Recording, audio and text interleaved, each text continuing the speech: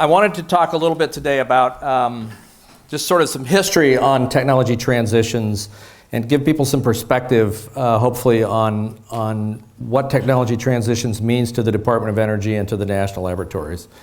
And then kind of bring you up to date a little bit on a current activity here within the Office of Technology Transitions. So, turning ideas into impact, 70 years of commercialization from DOE's national laboratories. Ooh, this is sensitive. The national laboratories occupy this relatively unique space in the commercialization scheme and the research and development scheme in the United States. You know, the laboratories certainly do basic research and foundational research, similar to what universities do, and the laboratories certainly are not in the business of manufacturing, with very few rare exceptions. And they occupy this middle space where they're suited to doing high complexity, multidisciplinary work, and really taking basic science and looking at how to drive that basic science through application. And so the department and its antecedents have been in this space since the beginning of the department, which traces its roots back to the Manhattan Project, I think, as most people know.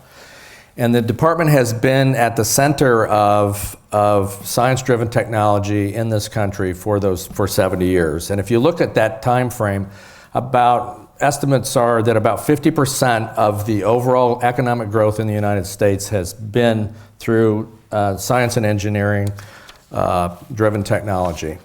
Most of the national laboratories, I think, as most of you probably know, were created during or right after World War II. And the national laboratories to begin with, many of them, some of the foundational laboratories were managed by universities, but many of them were actually managed by private for-profit companies. You had the Westinghouses, the General Electrics, the DuPonts, the GE Bell Labs, Western Electric, Union Carbide. These were sort of the industrial technology titans of their day. And they seeded the laboratories with this drive towards how do I commercialize what I'm doing.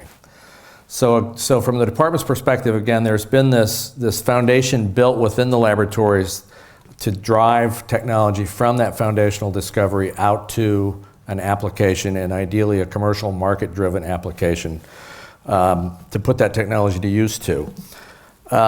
The laboratories have played a role in the creation of entire industries, and I'll talk. This is an example of one of those. On the left here, and on the top right photo, basically an exterior and interior shot of the X-10 reactor at Oak Ridge National Laboratory. That was really was not the first nuclear reactor that was built at the University of Chicago, but it's the first reactor that was really built to work at scale and designed to do something other than test a concept. And it was from that X-10 reactor that a number of industries and technologies sort of sprang out of.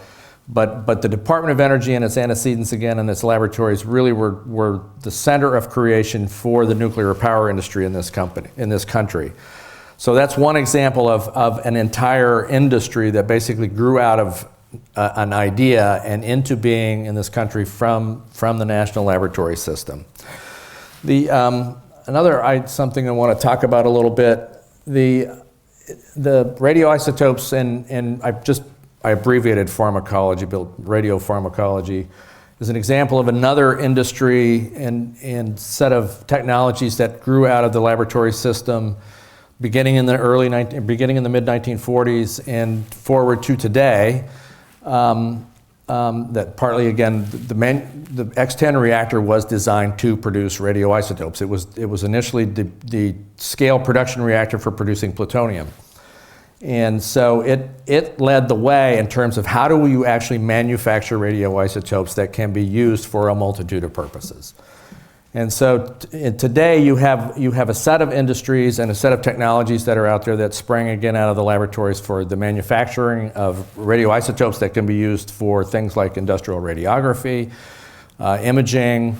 Those radioisotopes go into a variety of sensors today that you find, germanium, tritium sensors that are used for a number of things. Radioisotopes are clearly used in the medical industry for either radio tracers to do imaging with, or in the treatment of diseases. So again, this is a suite of technologies and industries that birthed out of the laboratory system. I wanted to talk in this place about not so much where an industry was birthed, but where specific technologies that the laboratory system and the department was working on really found a discrete application, and the department was looking at how do I use centrifuge technology to do uranium enrichment for nuclear fuels and nuclear weapons. And out of that, the development of very high-speed centrifuges that can drive the separation of materials at very small scales, you find the birth of the technologies today that are used to purify vaccines. And so, particularly purify vaccines down to a level where you really don't have nearly the number of side effects that you would have, because you're able to get out a lot of these foreign proteins that you would otherwise have found in that vaccine that are what lead to some of the side effects in vaccines. So again, this is another example of technologies that were transitioned from one use to another use. Jumping too far ahead. Okay, electronics. I wanted to talk a little bit in this space, not so much about, the department certainly didn't birth the electronics industry or the laboratories. And in many cases, it's given us some technologies involved in those spaces, but it's also been an example of where the laboratory system and the Department of Energy have sort of provided a technology pull for the development of some technologies. In the left-hand side, I don't know, some of you may be familiar, but maybe most of you don't, the optical reader technologies that are used today in CDs, DVDs, that sort of thing, is an example of a technology that came out of National Laboratory Space again. Touch screens, over there on the right, are an example of another discrete technology that came out of the National Laboratory Space. PNNL with the optical reader technologies, the touch screens was out of Oak Ridge.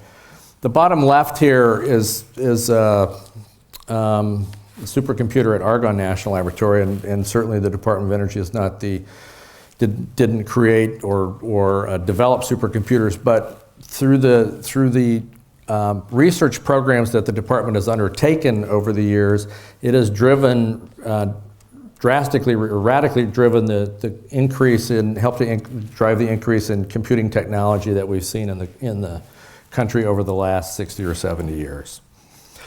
So I pull all of these examples out for you to give a sense that there's this network of discovery, there's this network of technologies that reside at the laboratories that are always looking for some way, some transition pathway to see if there's market applicability and market potential in those technologies.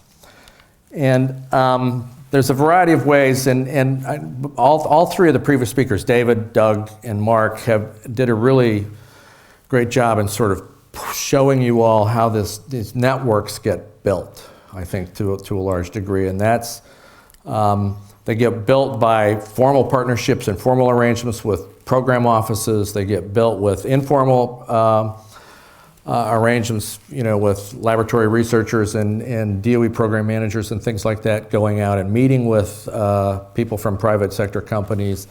There's a variety of mechanisms that are in place for how to formalize these partnerships. This program-driven funding to the labs from the program offices, program-driven funding from the program offices to private sector companies to universities.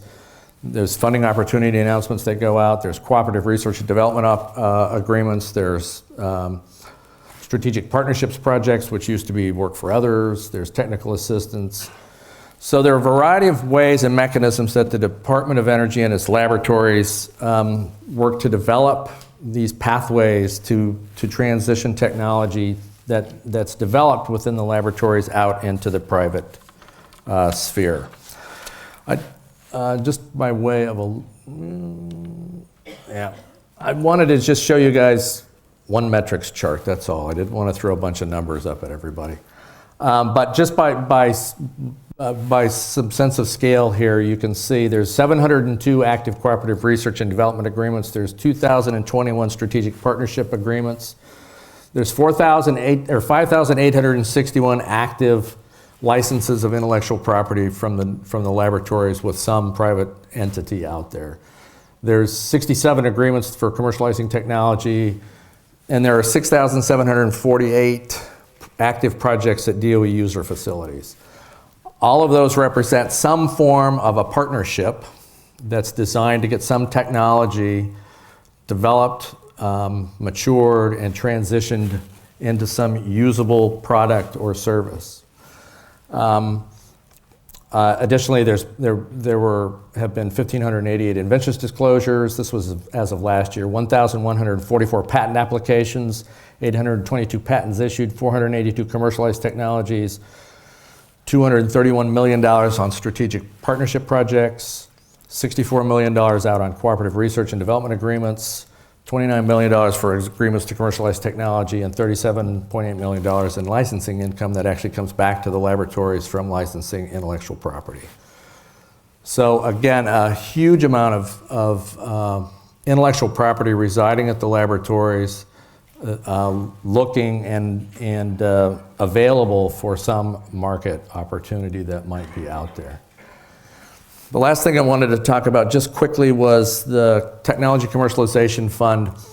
This is throughout the last 30, almost 40 years now, there was the original sort of act that Congress passed that really started to drive the transfer of technologies out of federal laboratories and trying to get these technologies transitioned in a more focused way into private market usage was in 1980.